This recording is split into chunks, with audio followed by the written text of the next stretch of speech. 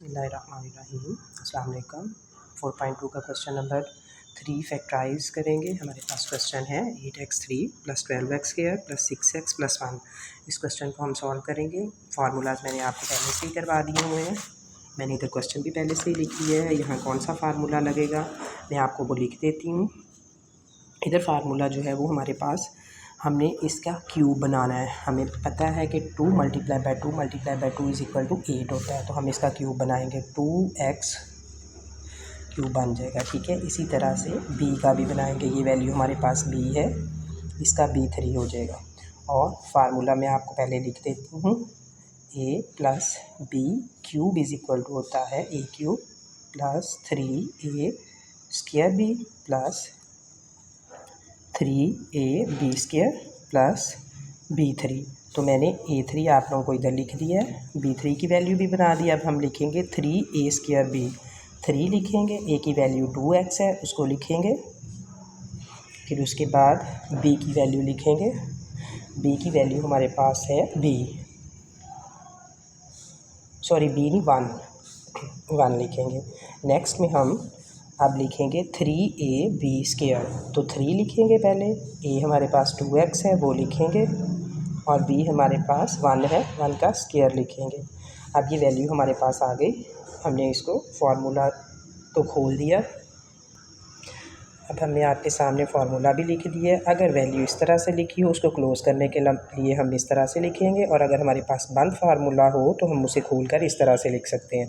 अब इसको क्लोज़ करेंगे। ये सारा पैटर्न जो है वो इस तरह से लिखा हुआ है। हम इसको क्लोज़ करने के लिए क्या करेंगे, a + b³ a की वैल्यू हमारे पास है 2x, b की वैल्यू हमारे पास 1 है, और इसका हमारे पास क्यूब बन जाएगा। ये क्वेश्चन हमारे पास सॉल्व हो गया है।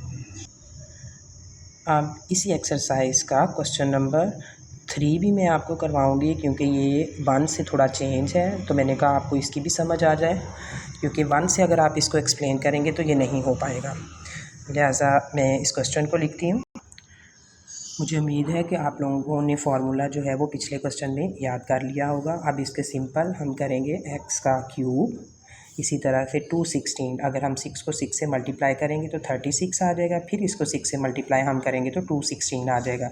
यानी 6 को 3 टाइम अगर हम करेंगे तो 216 आ जाएगा। 6y³ आ जाएगा। ये a3 हो गया, ये b3 हो गया। अब हमने लिखना है यहाँ पे 3a है हमारे पास x, और b हमारे पास है 6y, ठीक है। अब हमारे पास ये वैल्यू आ गई। फिर यहाँ पे हम लिखेंगे इसमें 3a² होता है, यहाँ पे 3ab² हमारे पास होता है, 6y का होल स्क्वायर हो जाएगा। लिहाजा जब हम इसे खोलेंगे ये x3 हो जाएगा। यहाँ पे आपको पता है ये 216 के इक्वल हो जाएगा। 6 6 × 36 हो जाएगा। 36 को 3 से मल्टीप्लाई करेंगे 108 आ जाएगा। लिहाजा ये हमारा ठीक है क्वेश्चन।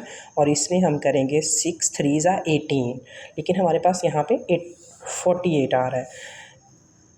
इसका मतलब है कि बुक में ये जो हमें क्वेश्चन दिया हुआ है ये रॉन्ग है। इस 48 की जगह 18 आएगा, यानी 6 3 × 18। अगर ये हम 18 इधर कर देते हैं तो हमारा क्वेश्चन बिल्कुल ठीक हो जाएगा।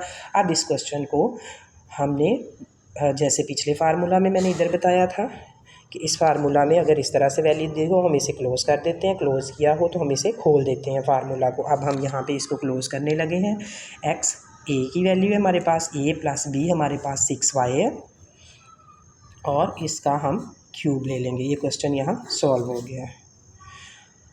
और अब आपने इससे रिलेटेड क्वेश्चन जो है वो इसी तरह से सॉल्व करने हैं सारे। जो 4.2 का क्वेश्चन नंबर 3 है, इसके जो बाकी रह गए वो भी आपने ऐसे ही सॉल्व करने हैं।